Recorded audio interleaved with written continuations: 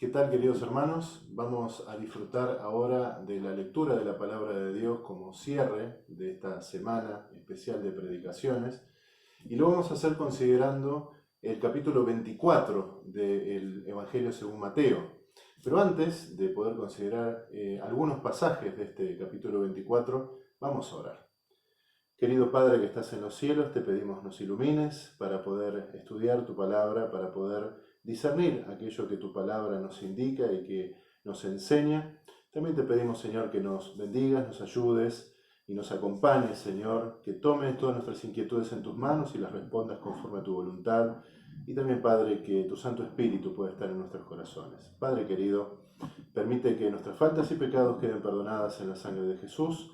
Y por favor, Señor, guíanos en el estudio con tu Santo Espíritu. Gracias, Señor, por todo lo que nos das. En el nombre de Jesús pedimos y agradecemos todo. Amén.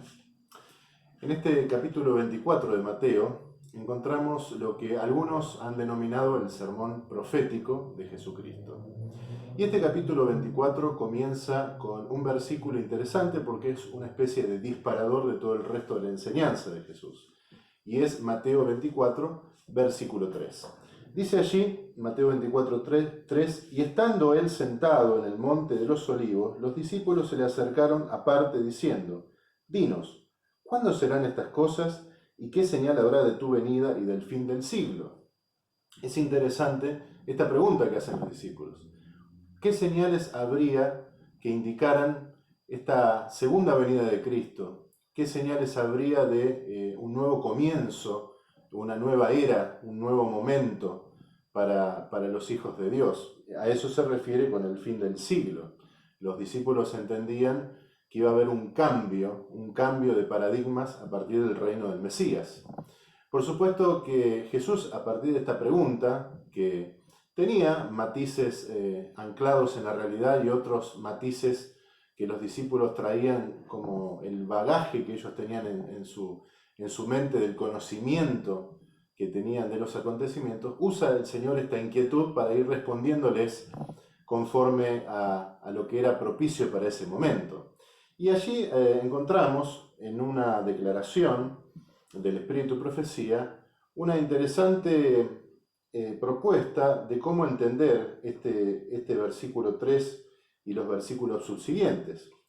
Dice una declaración interesante. Cuando Cristo se refirió a la destrucción de Jerusalén, sus palabras proféticas fueron más allá de dicho evento hasta la conflagración final que tendrá lugar en aquel día, cuando el Señor salga de su lugar a fin de castigar al mundo por su iniquidad, cuando la tierra descubrirá la sangre derramada sobre ella y no encubrirá más a sus muertos.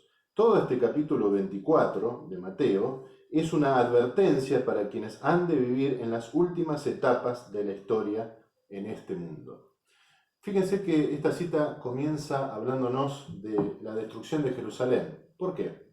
Porque el Señor entrelazó de manera magistral los acontecimientos que iban a suceder alrededor del año 70 con la destrucción y toma de Jerusalén por parte de los romanos y también con la destrucción del templo de Jerusalén, y los enlazó con los acontecimientos del tiempo del fin. De tal manera que el cumplimiento de aquella primera parte de la profecía, podríamos decir, alrededor del año 70 de la era cristiana, es un aseguro o un reaseguro de que la profecía hacia el tiempo del fin se va a cumplir. Y entonces allí, a partir del versículo 4, Jesús comienza su respuesta hacia los discípulos.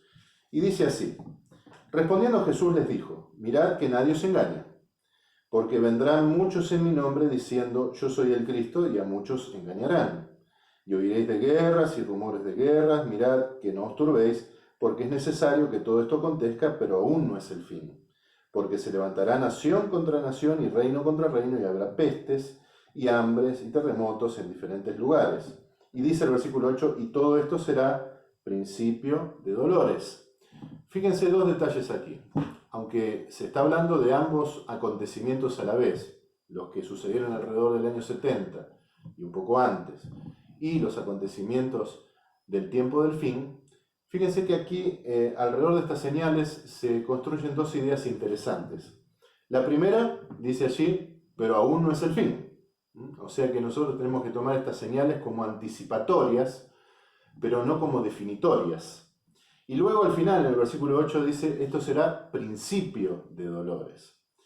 Y quiero llamar la atención a ustedes a un detalle aquí. Dice, habrá pestes. La peste que estamos viviendo actualmente no es la señal final de todo, ¿no? Es una de esas pestes que tenemos que esperar como una señal anticipatoria de la segunda venida de Cristo. Quiere decir que nosotros no tenemos que hacer de este evento que estamos viviendo hoy un todo, sino como parte del gran esquema profético que el Señor nos plantea aquí en su sermón profético. Dice una cita muy interesante, de paso la cita número 1 que leímos está en el manuscrito 78 de 1897 y esta cita número 2 también está en el manuscrito 78 de 1897. Dice esta otra declaración: Cristo les dijo a sus discípulos, mirad que nadie os engañe, porque vendrán muchos en mi nombre diciendo yo soy el Cristo y a muchos engañarán. Se levantarán muchos falsos mesías alegando que obran milagros y diciendo que han llegado el tiempo de la liberación de la nación judía. Estos descarriarán a muchos. Estas palabras se cumplieron. Entre la muerte de Cristo y el sitio de Jerusalén surgieron muchos falsos mesías. Sin embargo, esta advertencia también se extiende a los que viven en esta época de la historia. Los mismos engaños que se manifestaron antes de la destrucción de Jerusalén volverán a aparecer.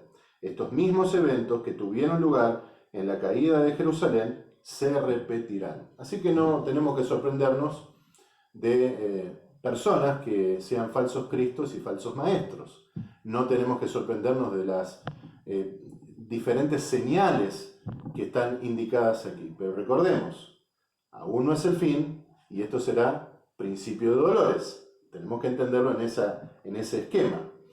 Luego, allí en el capítulo 24, pero esta vez los versículos 12 al 14, indaga el Señor en un aspecto más de lo que está por venir, de lo que ya sucedió con los acontecimientos de Jerusalén, pero de lo que está por venir, porque recuerden ustedes, ambos acontecimientos en el capítulo 24 están entrelazados. Dicen los versículos 12 al 14, por haberse multiplicado la maldad, el amor de muchos se enfriará.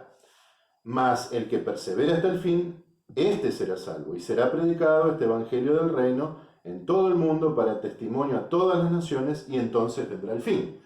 Fíjense que ahí sí se nos dice que vendrá el fin a partir de un acontecimiento que es la predicación total del evangelio, que va a poder abarcar el mundo entero. Es la última amonestación, el último llamado, del cual nosotros tenemos que ser parte, por supuesto.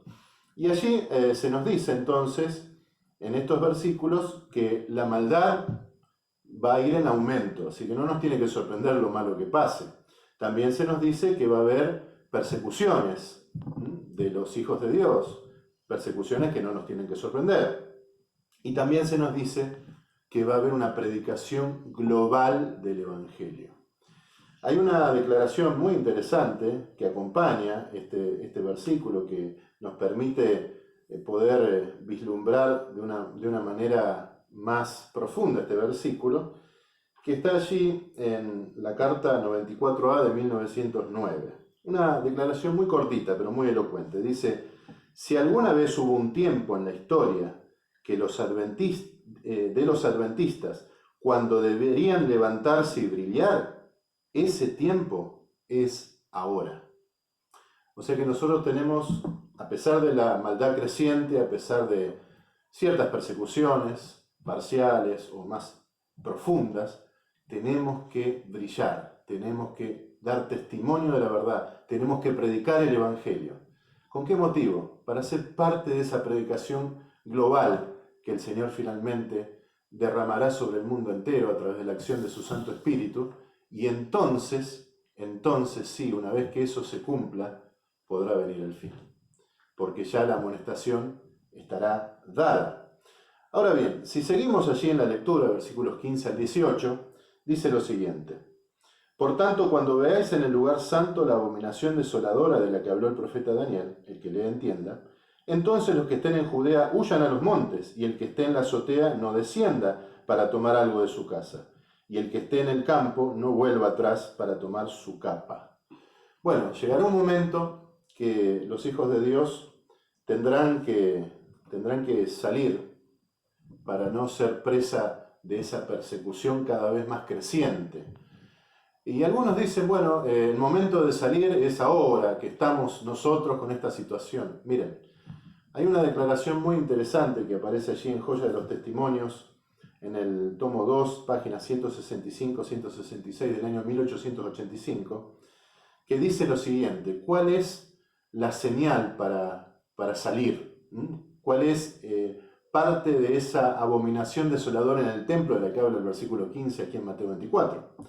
Dice la declaración del Espíritu y Profecía: no está lejano el tiempo en que, como los primeros discípulos, seremos obligados a buscar refugio en lugares desolados y solitarios.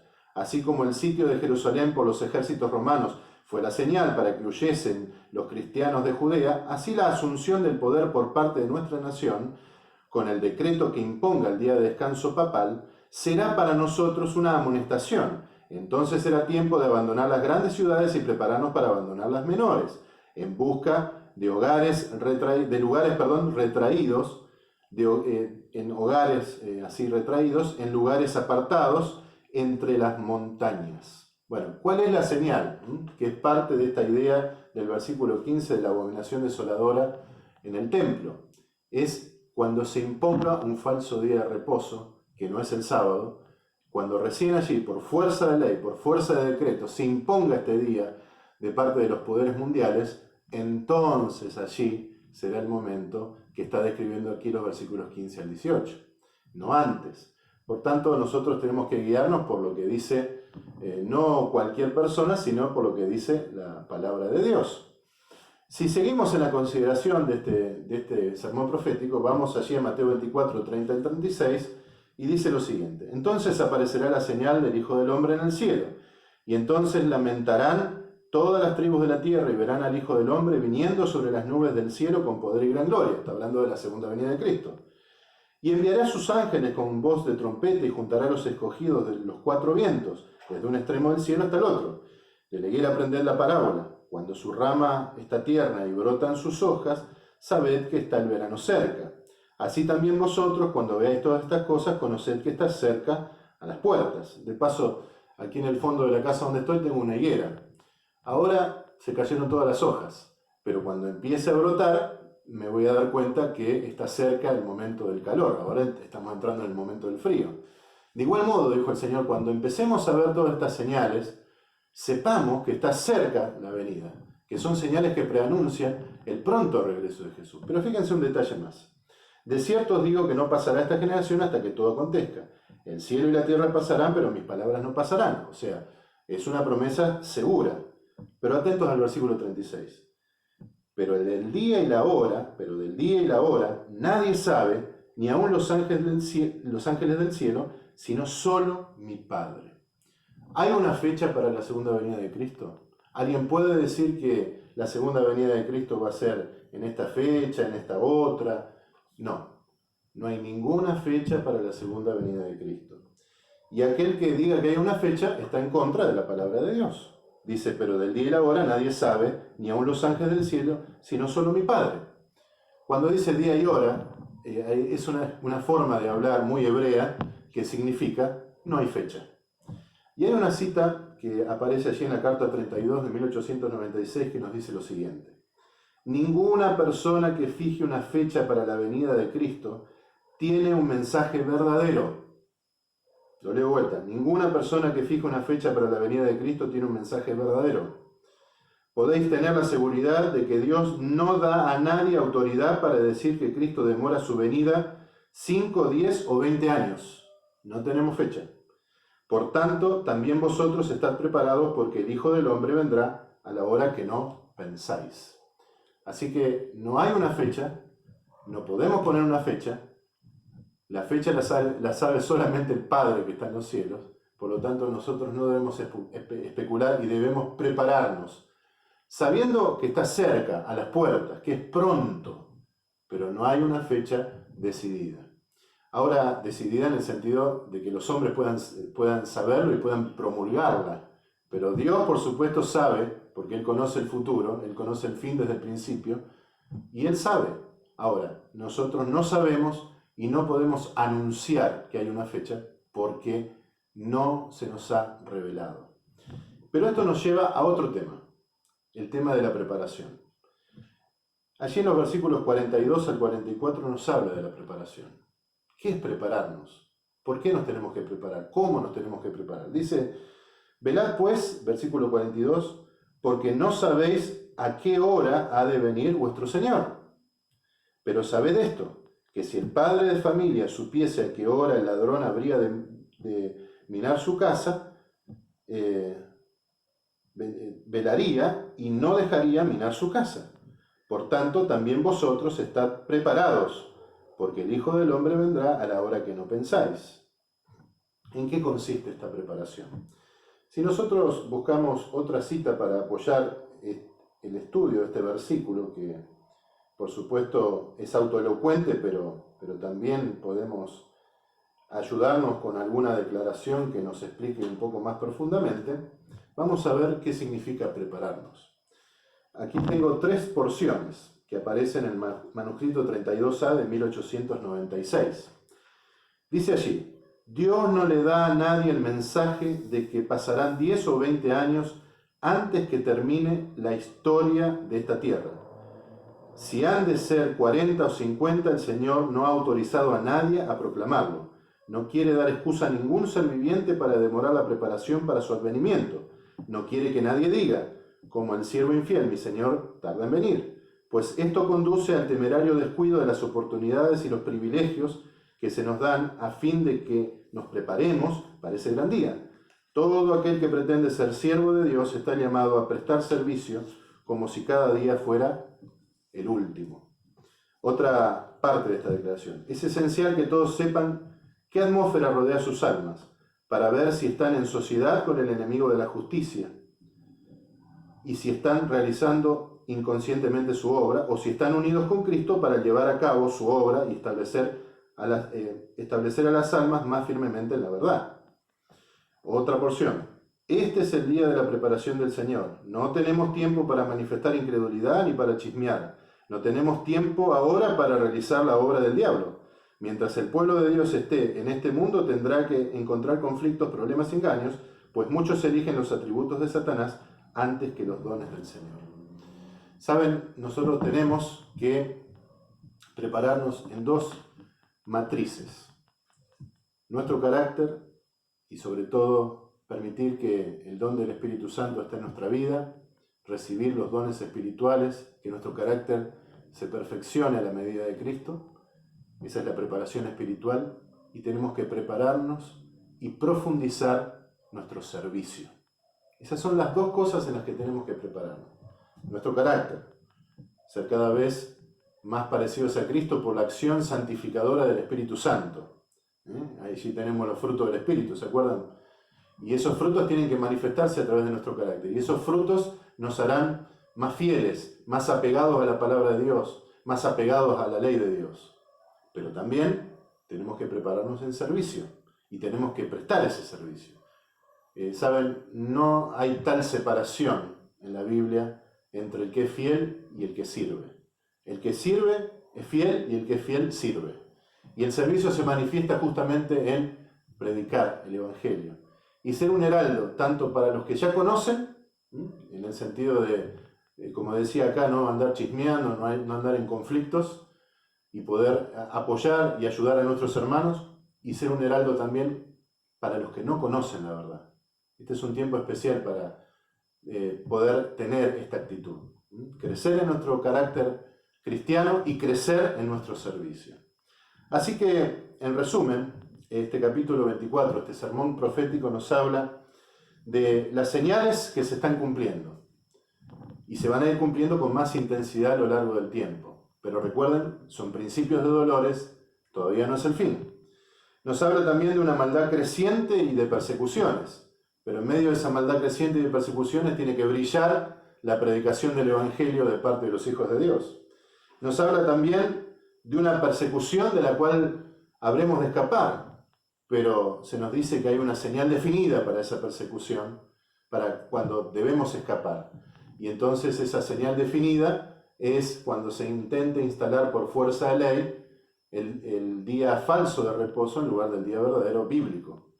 Bueno, allí entonces nosotros debemos huir, como dice allí los versículos 15 al 18, pero no antes.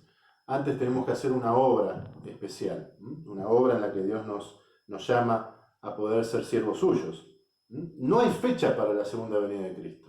Todo aquel que diga faltan 10, faltan 15, faltan 20, no está ajustado a la palabra de Dios. Nadie ha sido autorizado en esta tierra para decir hay una fecha, que está en el solo conocimiento del Padre. La fecha de la segunda venida de Cristo no puede ser algo que enseñe la iglesia o que enseñen los cristianos, porque no está revelado en la palabra de Dios. Y lo tercero, sería lo quinto en este caso, no lo tercero, es que nosotros tenemos que prepararnos espiritualmente y en nuestra vida de servicio. Crecer en el carácter cristiano y crecer en nuestra vida de servicio. Este fue un resumen de todo lo que nos enseña este sermón profético. Fíjense cómo integra un montón de aspectos, un montón de cosas que nosotros tenemos que vivir al día de hoy, y un montón de ideas con las que nosotros nos tenemos que preparar y con las que nosotros tenemos que nutrir nuestra vida cristiana. Yo quisiera leer como texto final lo que dice allí en el versículo 29 y 30. Dice: inmediatamente después de la tribulación de aquellos días el sol se oscurecerá, la luna no dará su resplandor, las estrellas caerán del cielo y las potencias de los cielos serán conmovidas. De paso, todas esas señales ya se cumplieron en el pasado. Entonces aparecerá la señal del Hijo del Hombre en el cielo, y entonces lamentarán todas las tribus de la tierra y verán al Hijo del Hombre viniendo sobre las nubes del cielo con poder y gran gloria. El Señor viene pronto, con poder y gran gloria. Los discípulos de la época paulina se saludaban diciendo: Maranata, el Señor viene. Que nosotros podamos prepararnos conforme a lo que enseña la palabra de Dios y podamos tener en nuestro corazón la idea bien clara: Cristo viene pronto, debemos prepararnos, debemos predicar el Evangelio. Que el Señor bendiga a cada uno.